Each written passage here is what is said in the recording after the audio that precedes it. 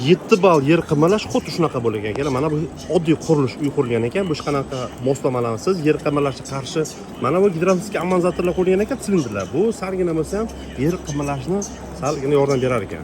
Mana bu akela вообще qimirlamayapti. Ko'ryapsizmi? Bu ham 7 ball bo'lyapti. Buni tagiga spesial podoshla qilingan ekan. Bu anaqa narsa, bu modelkalar. Bu kompaniya shunaqa narsani ishlab chiqarishar ekan. 7 ball, 8 ballda ham uy bemalol turib berar ekan, hech qanaqa qimirlamaydi. Salgina bilinar ekan. Buni даже ozgina tezlashtirsak ham qimirlamaydi. Mana bu oddiy monolit уже dabdala bo'ldi. Bu salgina yordam beryapti. Buni sal kamaytiramiz. Xitoyda shunaqa narsa bor ekan, qonun 3 etajdan balandni 2018-yildan keyin mana shunaqa podoshasi qurish mumkin emas ekan. Iloji boricha tavsiya qilingan ekan. Faqat bu endi modelkasi. 3 etajdan baland uylarga mana shunaqa podoshlar bilan qurish kerak ekan. I mana bunaqa silindrda ham bo'lishi shart ekan, to'g'rimi? Mana bu modelkasi, buni ko'rsatib berishyapti. Qanday moslamalar qilinadi bular, nimani yasab berishadi, qanaqa balgacha bardosh berar ekan. Buni nomi подшипник, kauchuk подшипник deyishar ekan переводчиga.